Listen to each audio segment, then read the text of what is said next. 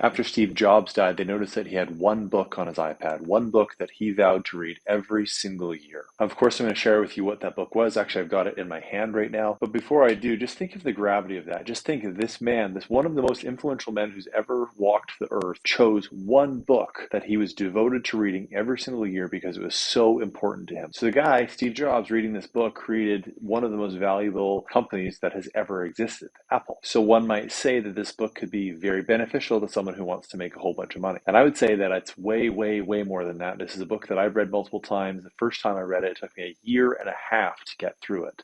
And the reason it took me that long is not because I'm a slow reader, though I am. It's because of how profound the words are on the pages in this book. I would often pick up the book to read it, read one paragraph, and have to put it back down and just kind of meditate on it and think about it for a few days because it's so profound. So without further ado, it's called Autobiography of a Yogi by Paramahansa Yogananda. This guy is a G. He's passed away now, but he was the founder of Self-Realization Fellowship. And one of the most impressive things in this book, which by the way, all of these pages are just absolute gold.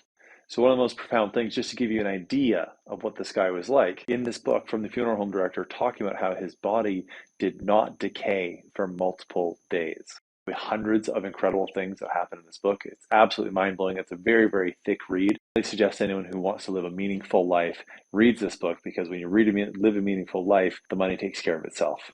Follow for more.